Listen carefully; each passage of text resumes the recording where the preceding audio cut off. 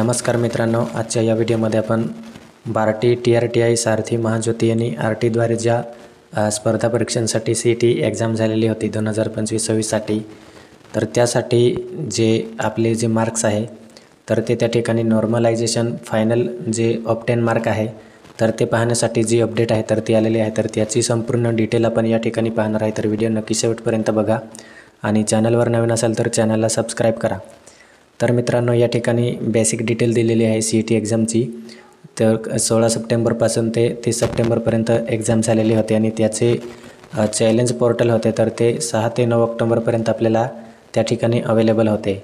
आणि त्यानंतर आपला जो रिझल्ट आहे 4 तारखेला आपल्याला परत अजून त्या ठिकाणी जे प्रसिद्धी पत्रक आहे तर ते त्या ठिकाणी आपल्याला प्राप्त झालेले होते। आणि त्यानंतर या ठिकाणी उमेदवारांना त्यांच्या निकालाची प्रत स्कोअर कार्ड म्हणजेच 11 नोव्हेंबर 2025 म्हणजेच या ठिकाणी 11 नोव्हेंबर ते 14 नोव्हेंबरपर्यंत या ठिकाणी आपले जे स्कोअर कार्ड आहे तर ते त्या ठिकाणी पाहता येणार आहे किंवा डाउनलोड करता येणार आहे। तर त्याचे ऑब्टेन मार्क्स आणि पर्सेंटाईल म्हणजे ते टक्के असणार आहे।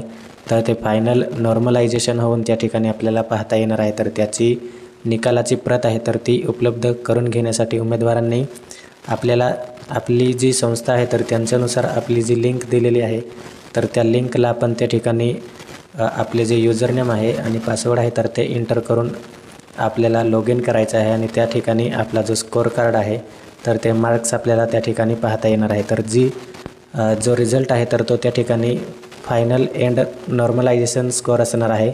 तर त्या ठिकाणी काही विद्यार्थ्यांचे कमी किंवा जास्त त्या ठिकाणी मार्क्स आहे तर ते त्या ठिकाणी होऊ शकतात।